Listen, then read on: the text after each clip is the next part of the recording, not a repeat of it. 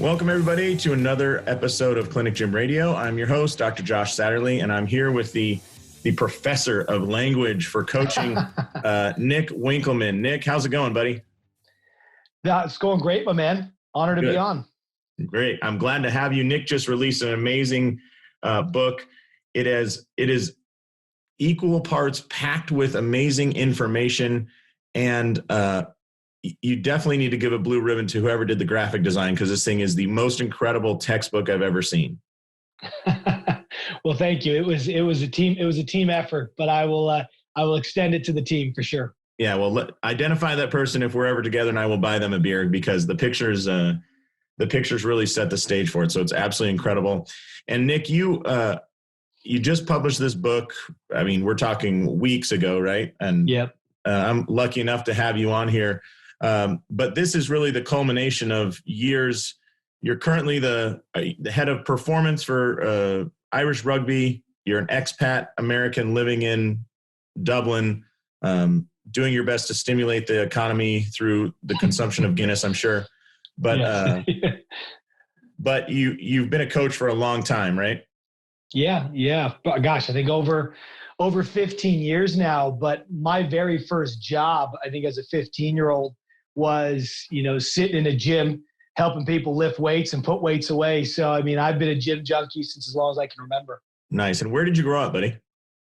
So I grew up just outside of Portland, Oregon, and ended up going to school in Corvallis at Oregon State University before moving to Phoenix, Arizona in my early 20s. Yeah, same place, really. I mean, Corvallis, Oregon, Phoenix, the weather, the geography, almost identical. Yeah, exactly. Well, I always tell people that I thought growing up in Oregon would have prepared me for the weather here in Dublin. But unfortunately, when you live in Phoenix, Arizona for 10 years, that erases all memory of it. And therefore, the weather here has probably been the biggest challenge. But when you have a sunny day, man, do you appreciate living here, because it is a gorgeous country. Yeah, that's great. I lived up in Montana for 5 years. And, one thing that happens in only cold, wet weather doesn't seem to happen in SoCal as much. There are those early spring days where it's like 55 degrees.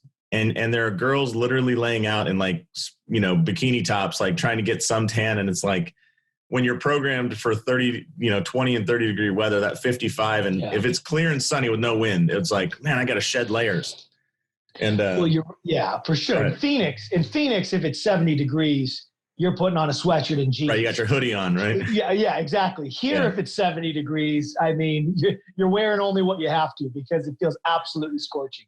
Yeah, it was a funny experience in college. You're sitting there, and late in spring semester, it starts warming up a little bit, and some girl who will walk in with, who's removed multiple layers, and you're like, did you just sign up for this class? Because I've never seen you before. I sat next to you for 7 weeks of the semester. No, the girl sits next to me is always wearing a parka and has her hood, has a beanie on. It's like, yeah. Anyways, well, let's talk language, because I was blown away by this book, but it starts out with a fantastic story. There you are working for, if anybody here knows Mark Verstegen, the guy's jaw can cut glass.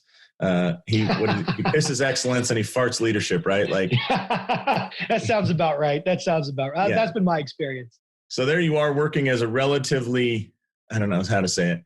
You're still a young coach, but you've also entered like the most advanced coaching ecosystem maybe in the world at the time. And so you're working for EXOS, or Athletes Performance. And all that you're expected to do is you and your buddy are just going to run the NFL Combine Prep program. Yep. Right? That's it. Yep. That's it. Yeah. So how did that go? I mean, when did you get did you get butterflies in your stomach when it fell on your shoulders? How many years had you been coaching? Take us through the journey from scrub walking in the door to your head of NFL prep. Yeah. It probably goes back just a touch before starting at EXOS. I interned there. It was still called Athletes Performance, and in Tempe, Arizona at the time in 2006. So I always tell people I spent 3 years in college preparing just to intern for Mark Verstegen. Luckily enough, my mentor in college had known Mark when Mark was still at IPI at the Bolletary Institute in Bradenton, Florida. And my mentor was working for the Baltimore Orioles at the time, worked there for 14 years. So they knew each other. And inevitably, Mark went on to start AP in Arizona. And my mentor ended up finding a small little corner in the rec center at Oregon State University. So definitely a diamond in the rough. And I'm a sophomore. I meet this guy who's my mentor, and he sees that I'm for real about wanting to become a great coach. And he pulls out this trifold. And it's so funny. You talk about a jaw that can cut glass and a hairline that can cut steel, I'd say. Yeah. And here is this trifold of Mark Verstegen, says athlete's performance. And he, puts it on the ground, hits it with his finger and says, listen, this guy is the best at what he does in the world. Athlete's performance is a game changer. You want to be the best. That's the person you need to train under. And so I'm a sophomore, just beginning my sophomore year. I said, okay. What year is this, just for reference? Oh, gosh, what year? This would have been 2002, 2003. Okay. Cool. And so I'm in there basically getting a degree alongside my exercise sports science degree. I'm doing internships in pro baseball, college baseball, personal training, return to train, working with him as a therapist, so on and so forth. So I'm putting in all this time. And then I get there in 2006. And inevitably, as an intern, I go through this 6-month process, unpaid. I have no guarantee of anything on the back end of it. And a month before everything's about to end, I get pulled into a room with Mark Verstegen at the head of the table, all of our strength conditioning coaches, my mentors, the people that I was working with, sitting on the side. And he says, are you doing all your responsibilities? I said, yes, sir. Are you ready to continue to excellence? I said, yes, sir. He's like, well, if you continue to commit to excellence as you have, the job is yours. Welcome. You are now a coach at Athletes Performance. And literally it was dramatic.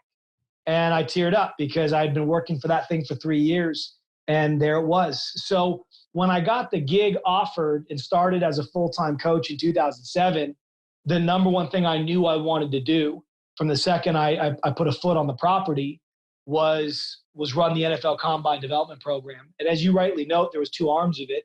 There's the S&C side, the person that manages the gym, the strength and the power, so to speak, but then the coach out on the field who's doing everything and is basically a glorified track coach, movement skill coach for the entire time. And it's an 8-week process over January and February in the lead up to end of February when the Combine takes place in Indianapolis. And so for 2.5 years, I didn't even really watch it, to be honest with you, because I was running all the recovery. I was doing the foam roll sessions. I was out timing all the cold plunge, but I was putting my dues in, Josh, because that's what you got to do. And I was soaking up, learning, having as many conversations as I could. And inevitably, the movement skill position opened up in 2009, and I was the next one in line, had paid my dues. I was told not to screw it up and said, give it a go. And so when I took that program over, I think what's important to the story is, for those that are unfamiliar with EXOS, these facilities suffer for nothing. They are massive. They have every piece of equipment you could ever want, every piece of technology. We're overstaffed, which is great for the athlete experience. There's physical therapists, massage therapists, they're all there.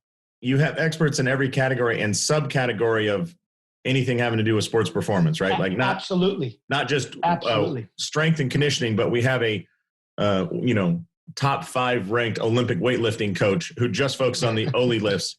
Doesn't worry about the pull-ups. We have a specialist for pull-ups, actually. Yeah, exactly. Let's continue to put that one forward, 100%. So we've got really good coaches, and it's unbelievable that we have all this surrounding these players. And so the program itself had also been handed down, and it had been designed by the likes of Daryl Leto and Luke Richardson and Joe Gomes. And if you don't know these names, for me, these are S&C elite. They're S&C royalty. All of them have since gone on to work in professional football as well as professional basketball. One of them, Luke Richardson, has won, a championship when he was in Denver. So it's an unbelievable pedigree of coach. This is this is at the end of the Avengers movie where Captain America's there, and then Iron Man pulls up next to him, the Hulk's in the back, Black Widow, exactly, Hawkeye, and all the other characters that some people don't really know unless you're a true fan, but they're there in the picture.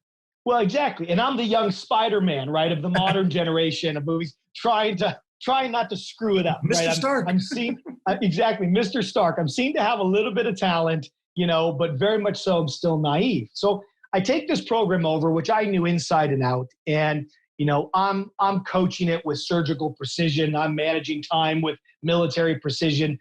I's are dotted, T's are crossed, so on and so forth. And I think had anyone come and watched me coach those first 8 weeks in 2009, they wouldn't have said boo. They're like, man, this guy's on time. The program's on point. He's leading. His words, his cues are on point. Fantastic job. He's an elite coach working at an elite center with elite athletes. And can I just make one comment here for the listener? This is the NFL Combine Prep is the flagship program for AP, right? This is the reason it has such a beautiful facility and any staff it wants, right? This is the thing it's known for almost more than anything else. Like it's the bedrock of the organization. Right. For sure. It is the bedrock. So this is you making, you're at Five Guys and you're in charge of burger development. Like, yes, we also have fries and other things, but I'm telling you, these burgers better be great. Absolutely. Absolutely. And to boot, we have 30 of the top players who are already been tapped on the shoulder to be in the first 3 rounds. We have all of their agents who are used to my predecessor, who was phenomenal at what he did. And so there's the pressure from the player, the player's parent, the agent, and the organization. And so you can just imagine going through this, as you noted earlier, I'm simply trying to not screw it up. And, so far so good. But I have a moment. I had this critical moment, and it happened on a Monday morning, late January, within this process. And we're doing a little bit of speed prep before an acceleration session. And I just, for whatever reason, had this realization, almost like this out-of-body realization, where I could step to the side of me, almost in a bird's eye view, and watch the way I was coaching. And that's just the best way I can describe it to people. And what I saw was a guy who, what he was saying sounded good. It was technically appropriate. It was in a motivational tone. It was with good posture and good projection. But I'm like, this guy is coaching before, during, after every single repetition. It's like a song on a loop. Cues are coming fast and furious. But in that same bird's eye view, I'm looking at the actual athletes and I'm asking the question, man, how can these guys possibly be processing all this information? And actually, as I'm watching, I'm not seeing any of these words echoing in any of their bodies. So this guy's talking like a one-way street, but nothing's coming back, alerting him to whether or not his words are working. And so it's almost like in my mind, I went from looking at the program and just focusing on the program, the delivery, to finally in my mind looking up and seeing the person in front of me.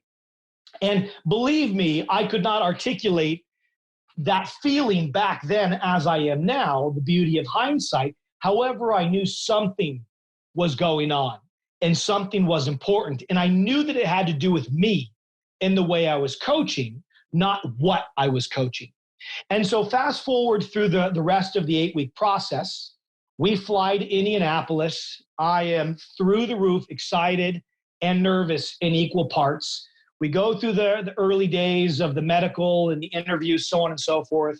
We have this little venue in the bottom of the Omni where we prep the athletes in the few nights leading up to them actually going over to Lucas Oil Stadium and running, jumping, so on and so forth. And so now I'm watching my athletes on TV because we're not allowed over there because we're not NFL staff. And I've got my computer next to me having the videos that we would have recorded while at EXOS, as well as my spreadsheet of all of our times, pre and post. And as I watch my guys start to run, I notice something. One, all of them are running faster than when they came in, but that's not a huge feat. I mean, 8 weeks after an entire collegiate season, recovery itself is going to allow you to run faster. And so they're running fast. And with a sack of $17 million at the end of the track, I would run faster. Everyone would run faster. I mean, absolutely. There's not a better stage, right? Like this is the moment at that point in their lives. This is the fastest moment that they may ever run. Well, we always joke, this is the most important interview question you'll answer. And so that's the way we'd put it to the players. And so I'm watching these guys get after it. And so they're running faster, and everyone around me is happy. Like, man, great job. Guys are looking good. Guys are looking ready. And I'm looking at these people like they're crazy. I'm like, what are you on about? I'm like, look at this video. And so I'm showing these guys videos of my players running back in Phoenix, where I'm like, see that? Massive first step, long body position from head to heel, faster 10-yard time. See that guy out there? He just tripped out of his stance, back rounded, looks like he's taking 1,000 steps a minute and just grunted out a good time. Mm-hmm. That does not look like the same guy on that screen. And so while most certainly there was variation across my players, the general view for me was this: their luggage had been lost.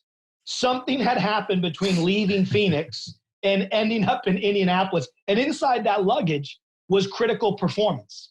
And so let me zoom out now for everyone if we're not getting the metaphor.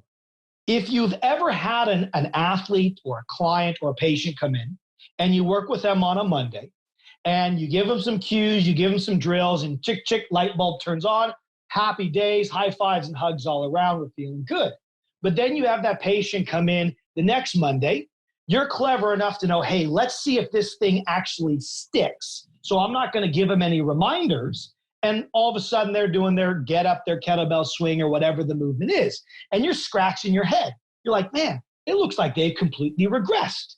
It's like Will Smith has gone into their house, Men in Black style, and just erased their memory. And it was one step forward and one step back. You know, in sport, we call that the practice player, the one that tends to do really well during the week, but can't comp it during the competition. And so summarize those examples against my experience. And I'm thinking, wow, the program worked. You know, you do anything long enough, you lift heavy enough, you run far enough, you're going to improve physically. So the program and the facility and the motivation, as you rightly note, Josh, that got them faster. But there's a reason we have coaches. Coaches exist because we are the craftspeople. We are the individuals that take out the chisel and take the raw marble that we build under the bar and the raw steel and slate that we build by doing our sprint reps. And through our cues, through our voice, we chisel that into coordination. We chisel that into technique that optimizes the player's assets, that gets the most out of them. If that did not exist, there would be no reason for coaches. If it was just enough to do the reps and the sets, you would not need a coach. But coaches exist for that reason. And in my mind, what I observed objectively is I had failed them. We had left performance back in Phoenix. And I was like, I have got to find a way to make sure that this never happens again. And so connect that outcome observation with that intuition that hit me early in January. And that amalgamated for me to recontextualize myself as a teacher, them as a student, and my subject matter as movement. And I said, I've got to get better at teaching movement. Where do I need to go to learn how to do this? And I'm like, wow, the answer's in the garage. And I dusted off my old motor learning textbook. Motor learning as a domain of science is the science of learning and teaching movement. Yet I had spent a small fraction of my time professionally and academically ever giving it any consideration. And I believe that's a norm across the movement profession. Yeah. And Nick, that's because I just want you to know, if there's nothing else that I share from this interview, that your book on my bookshelf lives. I literally on purpose put it next to the Schmidt and Lee 5th edition of Motor Learning and is it Performance or? Yeah. Motor Learning and Performance. Because I figure it's like the Rosetta Stone of that. Like that's the what to do. And your book is how to get a human being to actually do that. Well, you gave me chills, man. I appreciate that. Like that's one of the most important texts for me. And I see myself as a translator. I've gone in and spent time with the 8-syllable words, got comfortable, cozied up, hugged them, and all the researchers that produce them. And I feel I got to bring them down into those 2 to 4 syllable words. Yeah, well, just know that every night your book goes to bed next to, Dr. Schmidt and Lee. And, That's great. That's great. Only through osmosis, hopefully I can learn. So Yeah, well, likewise. And, so ultimately where that gets us is, we oftentimes talk about the coaching craft as an art, and we talk about having to learn it over time and, you'll figure it out as you go. But for me, that was never enough. And I felt that attitude is what failed me and fails so many early in their career. And ultimately what I found is there is a science of coaching. And once you understand that science, it expands your artistic expression of it.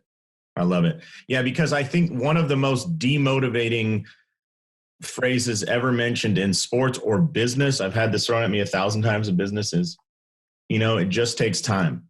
It just takes time. And of all the resources we have, time is the one we can never get back.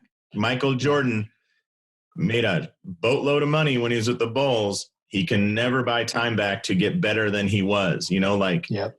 And in your program, you had 8 weeks. You couldn't say well, you know what, this guy's going to need 9.5 weeks, and that guy's going to need, and this guy's going to peak at 4, and that guy's going to need 10. It's like, no.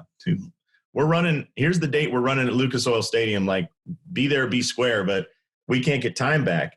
And so every one of our coaching sessions, or every one of our rehab sessions, or every one of our treatment sessions is an opportunity to break through that shell or whatever and build that connection that a lot of times we just, man, I don't like I see it a lot, the coaches, and I'm going to eliminate the parents that have coached sports because I think they're in a different, but anybody that's labeled themselves as a professional coach, when it just sounds like they're counting to 10, or they're running the same drill, or they're giving their person the same swing no matter what's happening. I'm like, man, this drives me nuts. It's hard to watch.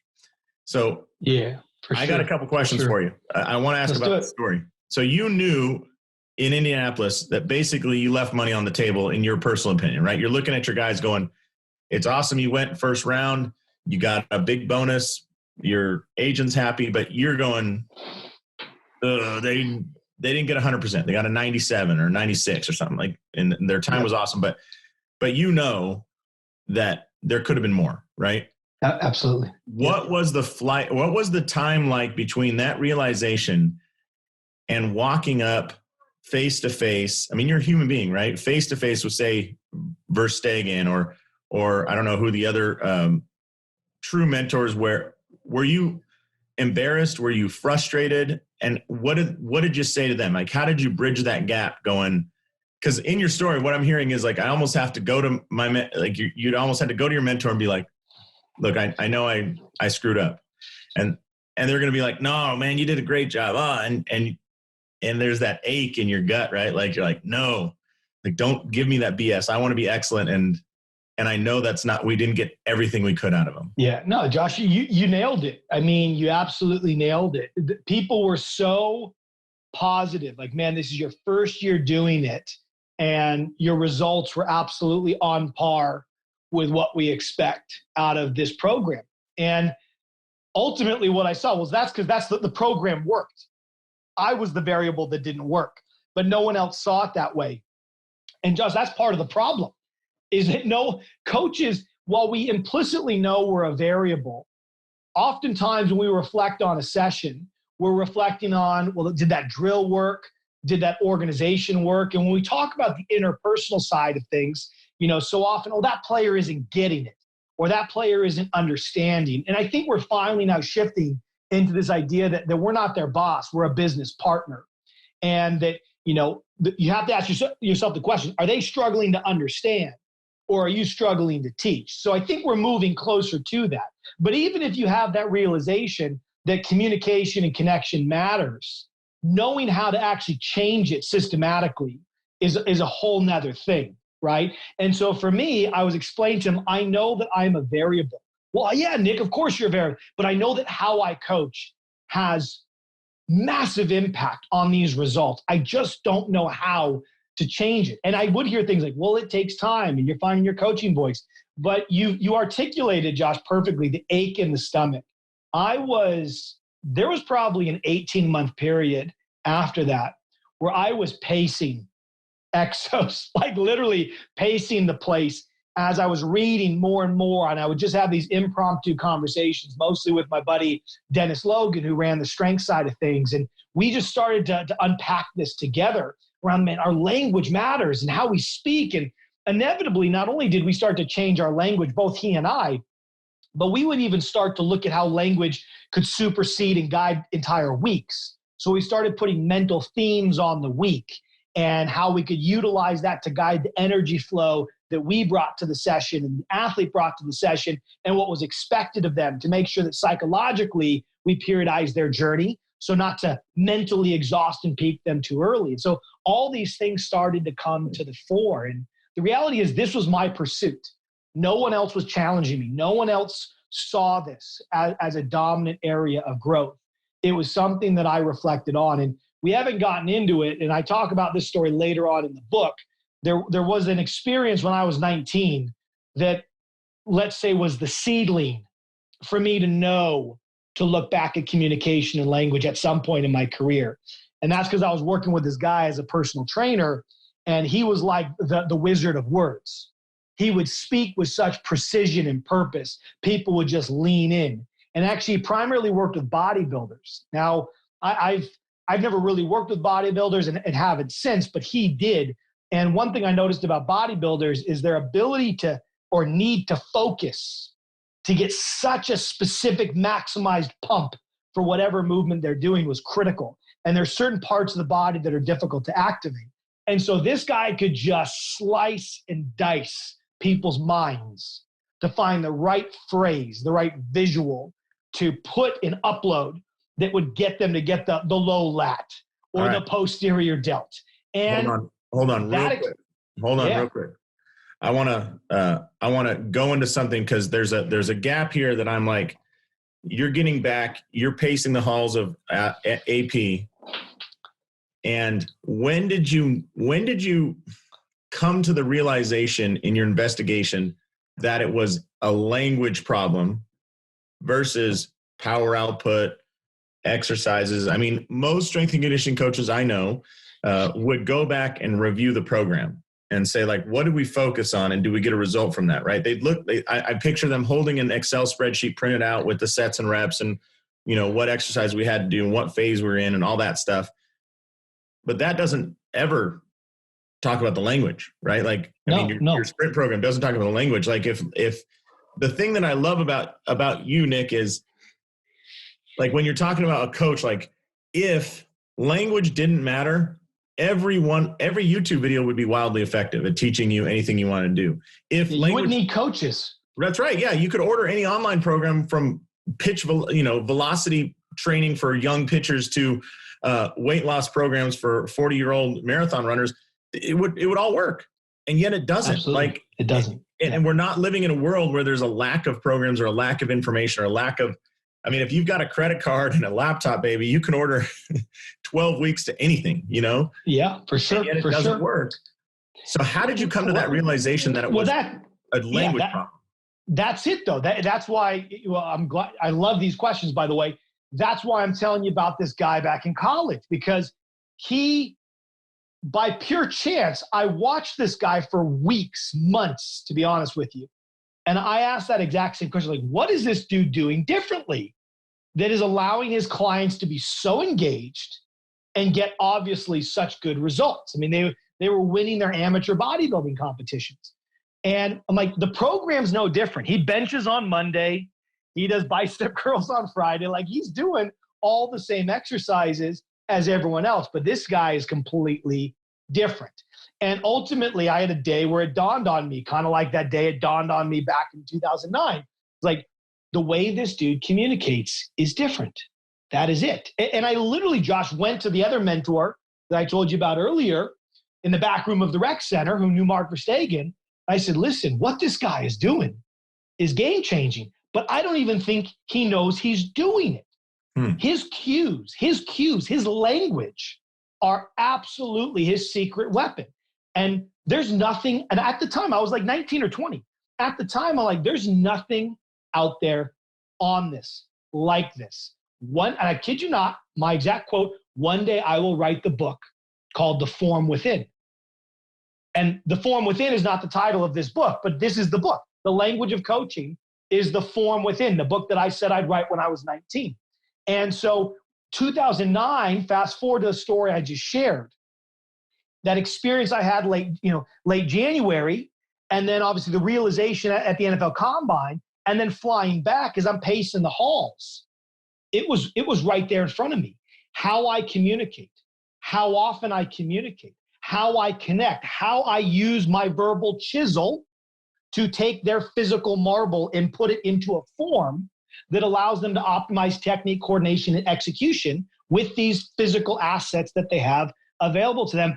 That is the change.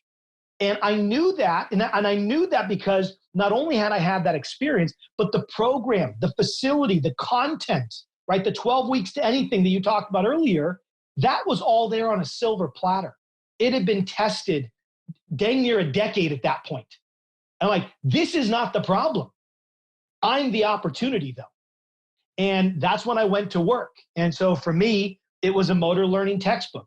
We had our first child that year. We flew to Hawaii, and I have the textbook sitting right next to me, read the whole thing, cover to cover. And I'm like, this is the answer. There are, in certain cases, over 3 decades of research around how often to give feedback, when you cue, what to say, when you design drills, what are the features of drills that promote learning? What are the myths of learning, whereby I can do this thing right now to get better results immediately, but actually it's not going to help them own it on the weekend. And so as I'm getting into this, I'm like, boom, there's the answer. Do it. Let me jump in right there. And I'm sorry to cut you off, Nick. I love it. No. What I should do is just ask you a question and then, head out, grab some breakfast and coffee. And you're going to lay out 17, I'll only ask like 3 questions over the course of 3 hours, but I know my listeners are getting a lot out of this. I just need to fill in these gaps for my own mental sanctity. When you're reading that motor learning textbook, and if anybody hasn't picked up that, the motor learning and performance, or what's the other one? Motor learning and motor control and learning. The black one and the white one are the 2 I have, but I think motor learning and performance is amazing. When you pick that up and here you are, you maybe have never been more motivated as a coach in your life, right? To solve a problem. And that's true. And you're getting down to it and you're like, okay, I know the source. This textbook is a source. And you look through, that book is just, you can pull out a chapter and make 17 coaching courses out of it, right? Like bingo. Block versus random and performance. It's just unbelievable. And I highly recommend it for anybody to get that book. But what was the first insight where I'm picturing you on a plane, you read a line or you read the research and you look over at the citation and it turns out we've known that since 1963. I'm kind of telling you my story of reading the book. Yeah. We've known this since 1963. You aggressively shut the cover of the book. You lean your head back against the headrest like, oh shit. Like I'm such a rookie. What were some of the first things you realized that you were doing that could have some dramatic improvement? I mean, that were just blatantly, was it the way you were cueing, or like you said, you were coaching before, during, and after cues or exercises? What was those first emotional hits that you took? The first one, and it's the one that I try to smack people in the face with in my book as well, was on attention. It's like we all know that we can only pay attention to one thing at a time. And we have a sense we can pay attention to more because we can flip our attention very quickly. But, books like The Myth of Multitasking and the many that have since followed from a business context, it is of no mystery here. Attention is a limited capacity resource. Yet here I am, like so many coaches, providing a dissertation before my players move, right? I'm explaining what they need to think about, how they need to think about it. Here's the 5 steps to building acceleration. And even if everything I was saying was correct, it didn't change the fact that there was no possible way they could consider all of those ideas in the fraction of a second that is the 3-point start. And so the very first thing I did was stream down to early on 2 to 3 cues to inevitably I now live and die by the one big thing. I want to make sure that there's one big idea, one major focus point that drives intention, the mental address, right, to the GPS, so to speak. And that one big thing respects the neurological truth that attention is limited. And thus, let me give you one guiding light, knowing that still some of my attention goes into performing the physical act itself. And so that was the first massive one that I think makes the biggest difference to coaches if they do nothing else, is chiseling down their cues to the one cue, the one brick, so to speak, at a time. So as you are leading a program at AP, you're learning about this language. I'm under the understanding you guys did formal coaching meetings and at least once a week and informal coaching meetings throughout the day, right? Yes. Did you realize that other people were feeling this pressure, or as soon as you verbalized this, were others like, oh my God, like thanks, I realized that was an issue? Interesting question. Yeah. No, it's an interesting question. I shared it widely because, one nice thing about my role at EXOS is when I wasn't doing the NFL Combine thing, I was doing a lot of coach education from a mentorship perspective. Okay. And so by the very nature of running these 5-day mentorship courses, as I was consuming new research and new information, I used that as a natural test bed to put information out there. And what I'd find is people were excited by the idea that cueing matters. I think it was very intuitive to them, but I don't think anyone had the same realization with the gravity that I had. And I felt that I needed to be the sun. I needed to be the gravitational pull to alert the world, like, this is a massive black hole within our thinking, within our process. We commit 99% of our time to the content of what, and barely a percentage point to the how, yet inverse that on how often we are coaching versus programming. And it just made no sense to me. So early on, no one resisted, but did I see people take this information on with the vigor, vitality, and fight that I did? No. And that simply just told me that people thought it was important, but they had not yet had the experiences to reveal the magnitude of that importance. And thus, that's why every year that I moved forward from 2009, where I didn't see the book come out, I didn't see the courses come out, I didn't see more presentations on the topic, that only invigorated me to further my study and my depth, to prepare myself to produce something with such a gravitational pull that it cannot be ignored. And that's the book you have on your shelf. All right, I'm ready to go run through a wall right now. This is awesome. Yeah. So I love the story, and I could sit. I mean, if we weren't under a time crunch here, I would totally sit, and I'd love to hear this over multiple beers.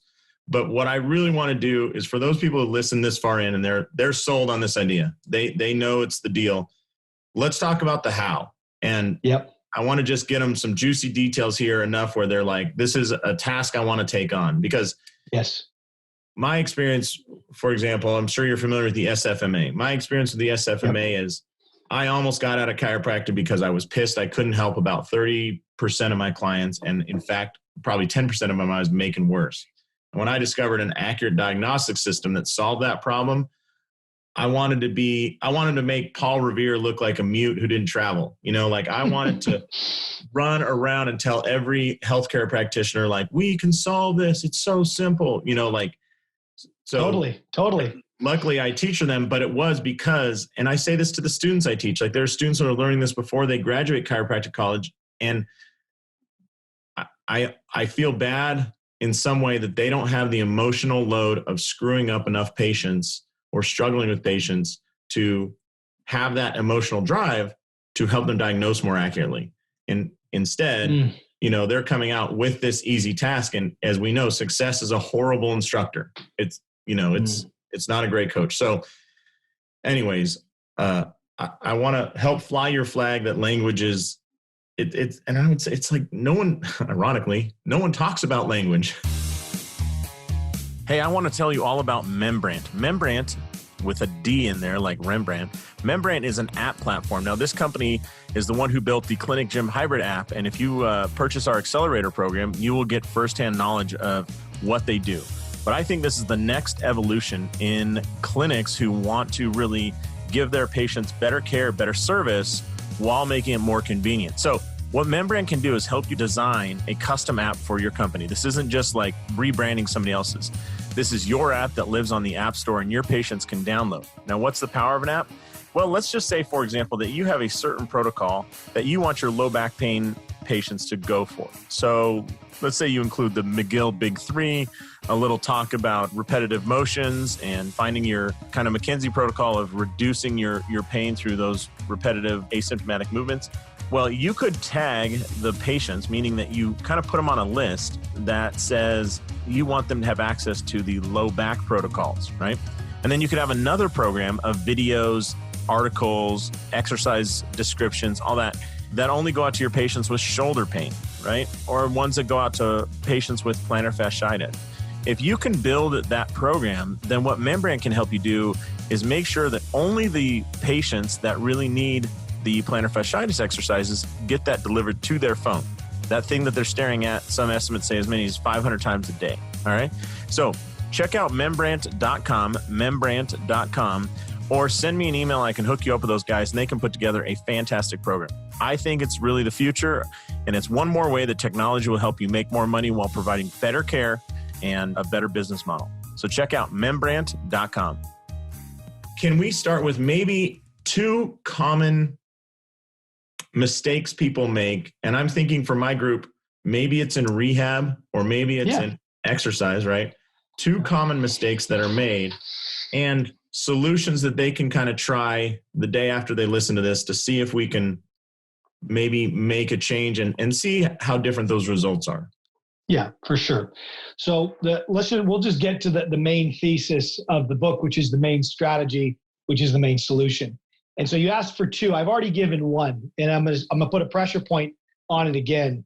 Mm-hmm. And that is when you get done with this podcast, if you've listened this far, and you go into your next session, whether it's remote or face-to-face, wherever you are in the world, I want you just to challenge yourself to do that one thing, and that is to identify the one thing. And despite your intuition saying, I'm a teacher, I need to give, that's fine. You can explain, you can instruct, go for your life there. But after you've given your dissertation, just try this out for me. Take a deep breath and say the following words. Now, to do that, I want you to focus on. And after the focus on ... make sure that's one big thing. It's one focus point. It's one intention that will guide that movement for that rep and that set. And if it seems to work, repeat it. And over time, if it seems to lose its potency, refresh it. Come up with slightly different way to phrase the exact same thing. And finally, if it's damaging, or at the very least doesn't appear to be making the change you want, you retire that cue for that person and you move on. But we summarize that as the one big thing. Okay, so that's point number 1. Nothing else I'm going to say matters if you don't do that. Because you could be a cueing wizard, but if you're given 5 cues at a time, you're the architect of your own demise and the architect of theirs. Okay, so that's point number 1. Point number 2 is once you know it's one big thing, the question is, what should that one big thing be? Now, I'm going to make a broad assumption here that, as you said, Josh, you talked about the SFMA. Talking about how you coach is dependent on a truth. And that truth is that you know what to coach, okay? So I'm going to make the assumption that you are good at identifying the problem over the symptom, the signal over the noise. And in fairness, I talk about my approach to doing this in chapter 1 of the book, just for the record. And so we're assuming that you know what to coach. You're going to put that in one big thing, one cue. Now the question is, how should we wrap that cue? What language should we pull from what I like to call our language locker? And it appears that the language we use to teach movement lives on a continuum of internal language, which you probably can guess what that references, to external language. But let's give some examples here. And I'm just going to use the bench press to keep it really, really simple. And so internal language is anything that references joint motion or muscle activation. So in a bench press, if I was to say, extend your elbows, keep your wrists neutral, squeeze your pecs, right? Bring your hands together, on and on and on.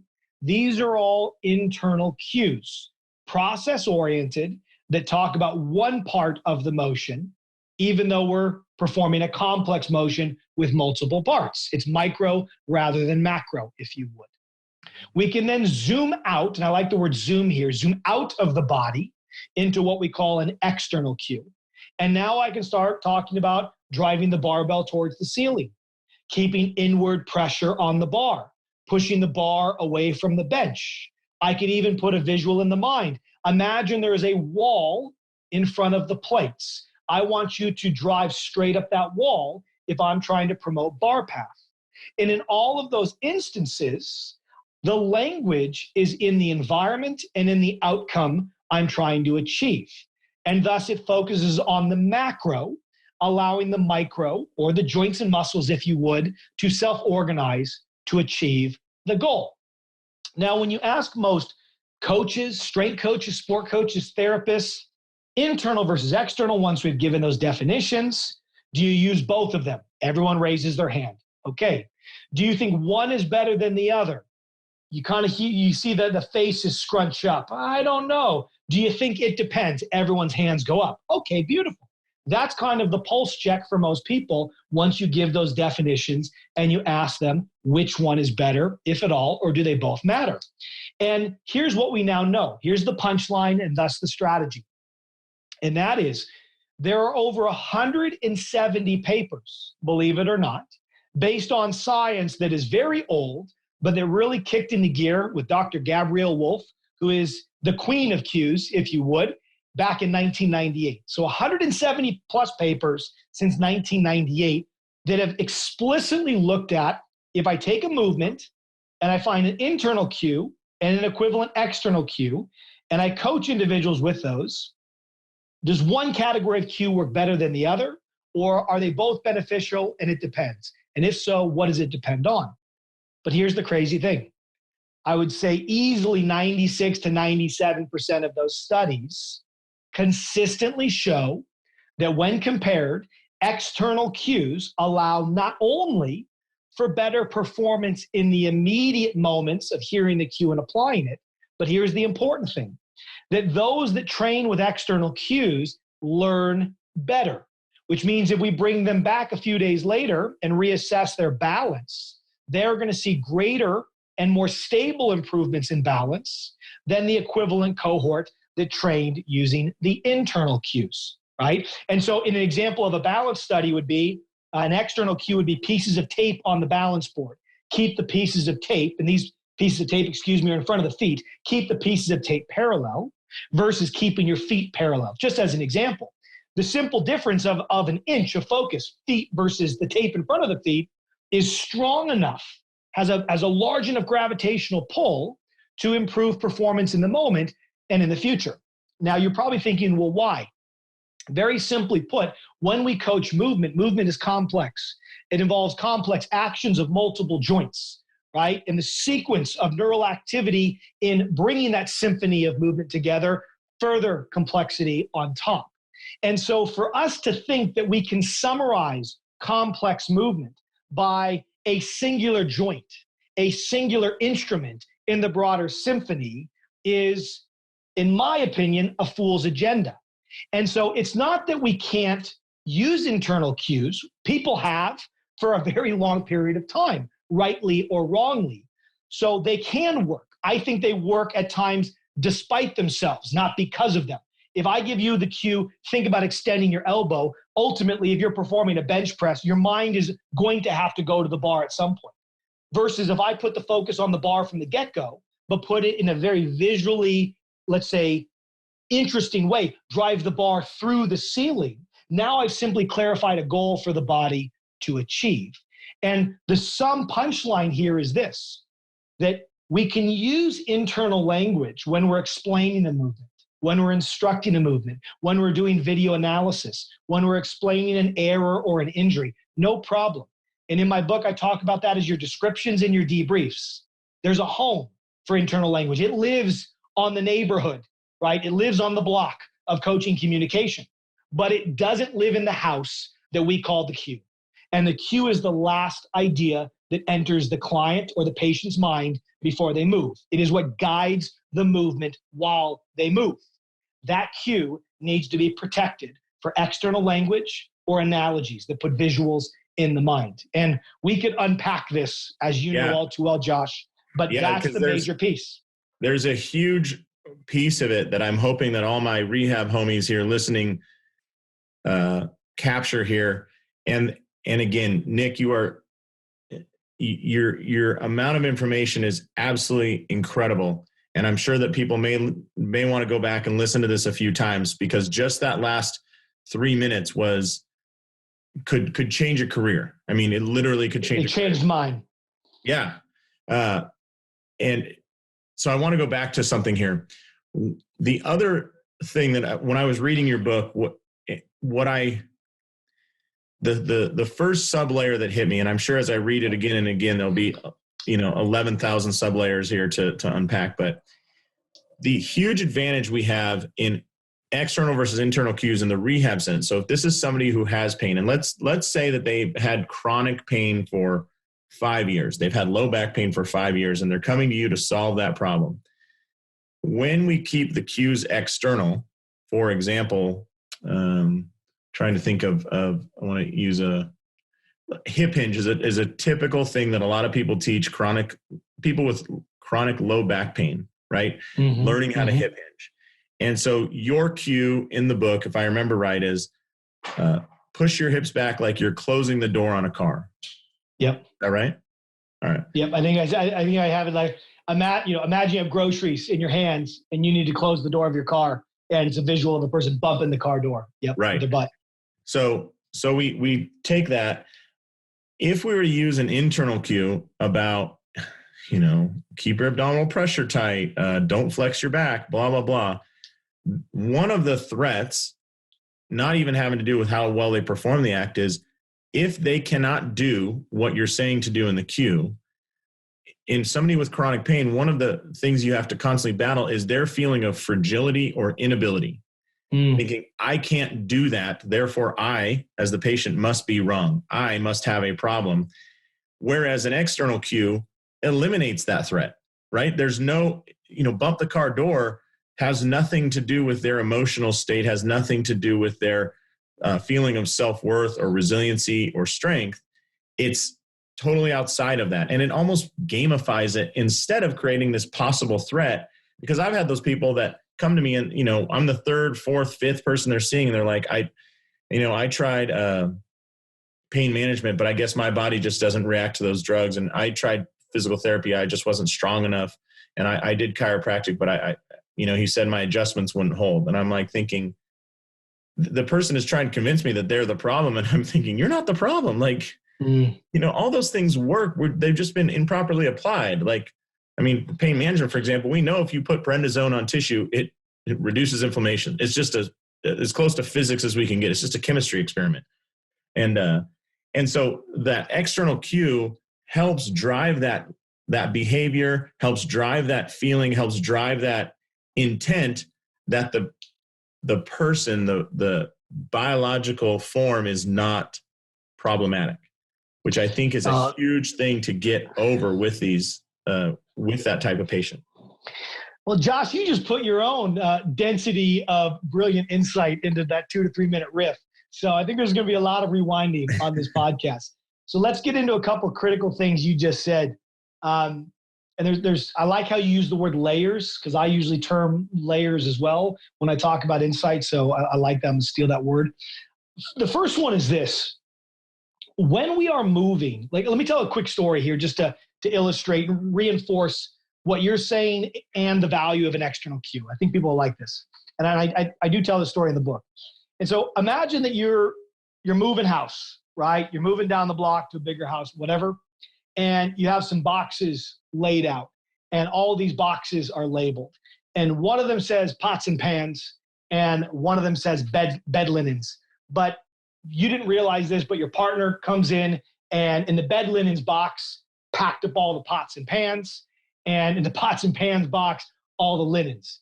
And so just think about this in your mind. You're walking up to that pots and pans box. You've already started to establish a goal in your mind. And that goal is, this thing is going to be heavy. I need to brace. I need to get low. Now, you're not cognitively going through those step by step, but your emotional preparation says, this is what I'm about to deal with. Okay. And so just put yourself in that mind frame, and I think you'll find that what I'm suggesting is quite intuitive. So that goal is loaded up for your motor system to achieve. Now you bend down, grab that box, and pop, right? You pop straight on up unexpectedly. And how many patients have you had come in to your clinics who busted their back picking up the remote control or something light? It almost wasn't heavy enough to facilitate the proper activation. And so what does this illustrate? It illustrates that our motor control, the way we literally organize the complexities of our body, is built around a given outcome. And that outcome is what the body uses to prepare the movement to achieve it. And when that outcome that was expected and the motor strategy misalign, that's the fancy word in motor control we call error. And so why am I sharing this? Ultimately, our movement, whether or not we want to believe this, is always organized in terms of an outcome. Always. So tell me where in our mind is a multi-joint movement ever broken down and reduced to just one joint becoming the outcome? Never. Never. And so to your very point, we're not promoting outcome. And two, we're promoting a cue that is less likely to achieve the outcome. Three, if the cue relates to the injured joint, you're right, we're possibly increasing and highlighting ego. And what I mean by ego is self-awareness, possibly self-doubt. And especially if they have concerns around fragility, being able to decouple them from that injury and allowing that injury to play nice with its surrounding joints and the rest of its motor friends, so to speak, becomes even more important from a return perspective.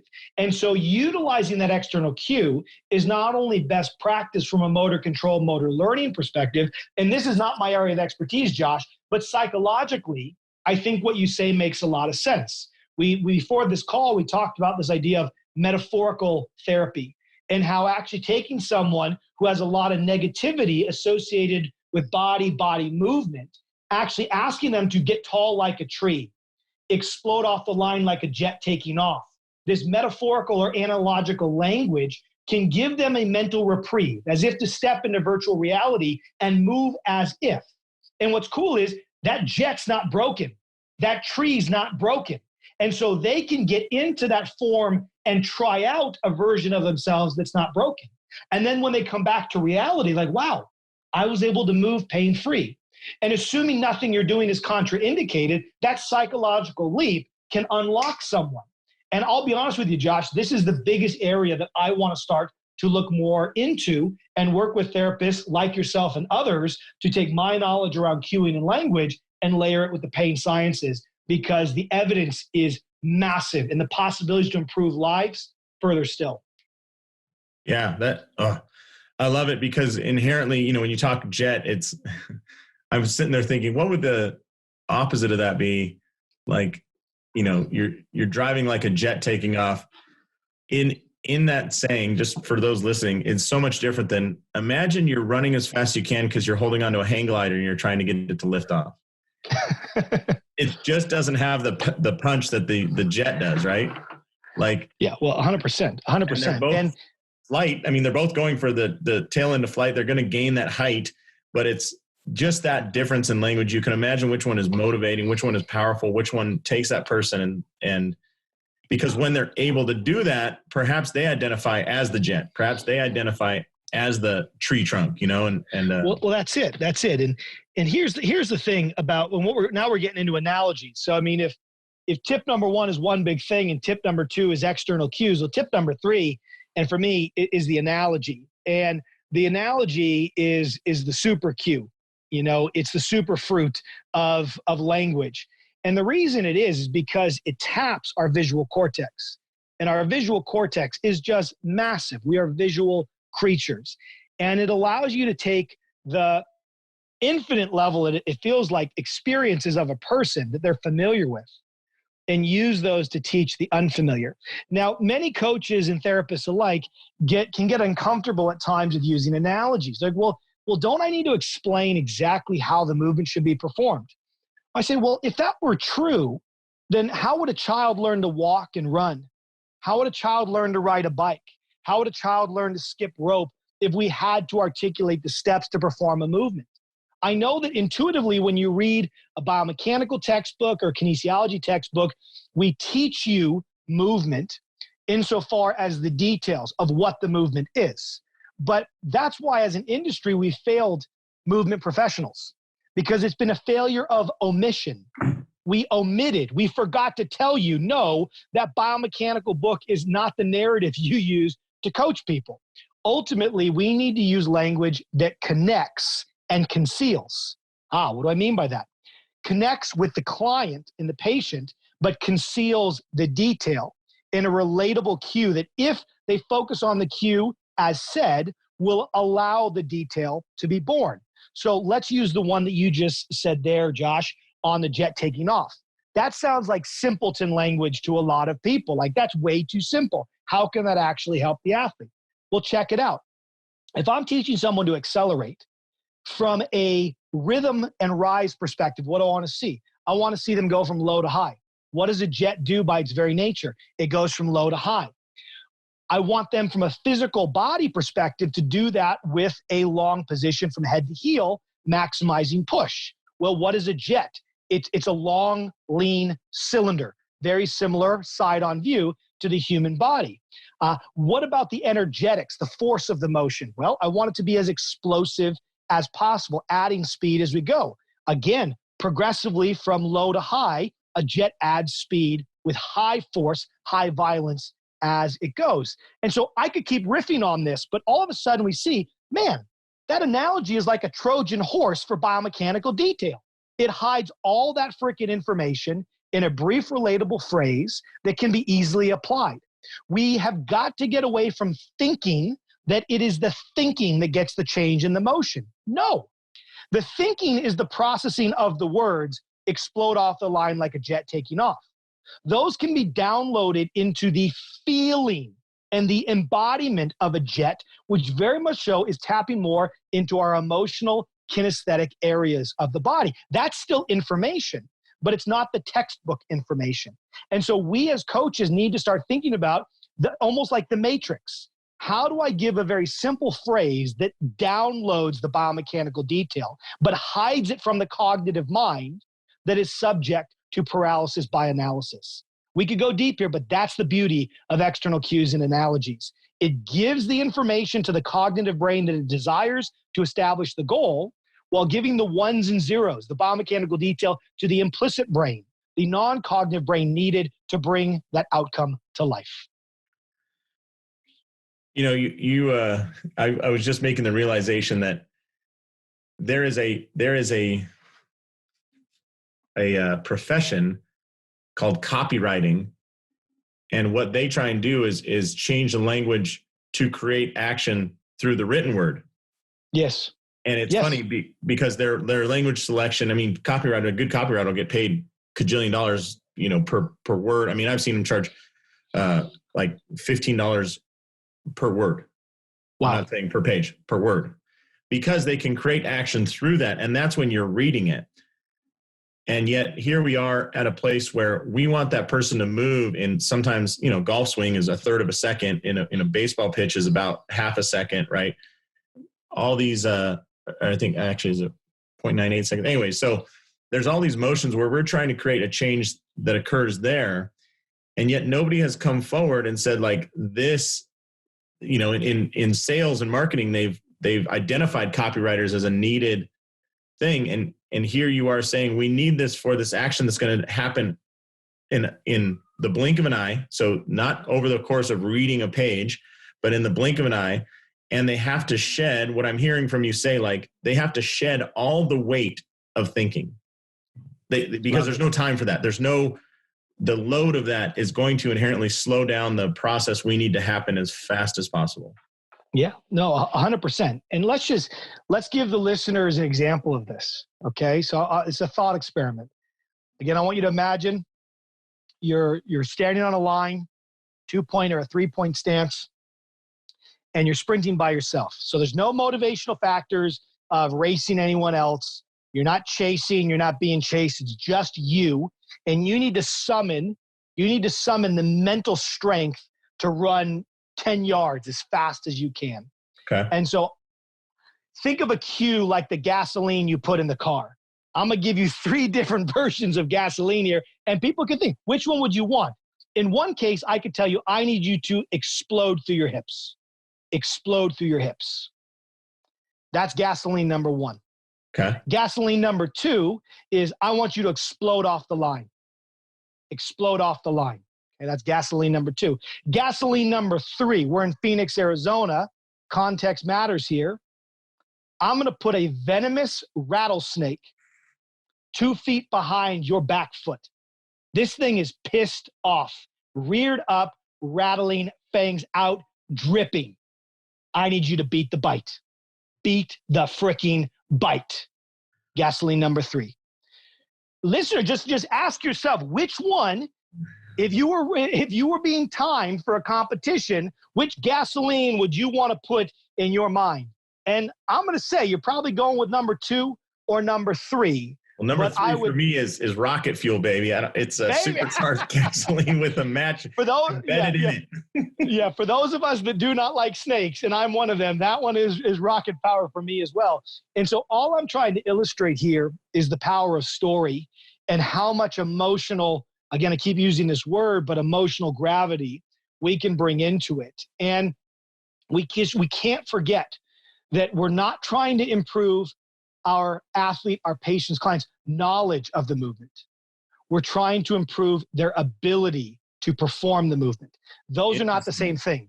Because if all it was the knowledge of the movement, coaches would be the best movers. Ooh, that's a great line there, Nick. That one stings a little bit. Yeah, it does. It does. I think I'm a pretty good mover, though, John. Yeah. No, but I'm, it's like when I don't know if you've worked with a lot of biomechanists or anybody really good at 3D motion capture. The people who are not great at it oftentimes will talk about degrees of a single joint. Let's say, I remember hearing a guy talk about the amount of great toe extension needed at the terminal point of push off in a pitch. Yeah. And my mind immediately goes to good luck. Like that's a distraction. I mean, in my personal opinion is like, that's a distraction because there's no way to affect that in isolation. Right. And if he's thinking about that, I can't imagine that he's delivering the best pitch of his life. But the best I've seen with it, do you know Dr. Greg Rose? I mean, he's amazing at analogies and he is talking to athletes and, he talks about it in context, how would it get there or why does it occur? And it's leaping or driving off or reaching out. And now I'm like, oh, that's what that athlete can, that's that one thing the athlete can think of. Yeah, absolutely. Wow. Absolutely. Well, Nick, we're way over time. This has been so good. If it's all right with you, man, I would love to do this again in a few weeks or so. I know you're busy on your book tour. My virtual book tour. Yeah. But if ever we can do this again, I would love to. Throw out the name of the book so people can find it and tell them where to get it. And let's start there because this has been amazing. Listen, I love your line of questioning and kind of the stream of consciousness interview style here. You don't always get that. So I think that's fantastic. But the book is The Language of Coaching, the Art and Science of Teaching Movement. And your last name, so everybody knows. Nick Winkelman. Thank you. Yeah. All right. Well, Nick, it sounds like you've got some some coaching clients to attend to. Yeah, I do. It's not in this day and age, during this time of year, during this situation, it's not a good podcast or webinar if you don't hear my son run in the background at some point. Right. Well, I think Zoom has a requirement. You either have to have a kid crying and screaming or a dog barking in the background, or it's not actually a conference. So absolutely. So Josh, man, seriously, it's been an absolute pleasure. Thank you so much. This was great. Well, thank you. And on behalf of Nick Winkelman, this is Dr. Josh Satterlee saying, go out there, change your language, because that will help you maximize your license and live the life you dream of. Thanks, Nick. Cool. Thanks, brother. Thanks so much for checking out these videos. I hope they're useful. We'll cover things like rehab, exercise, business model, progressions, layout, everything else that helps you build a clinic. So if you're interested, you can click here, there, here, or anywhere to get more videos just like this. Thanks a lot for watching, and we'll see you soon.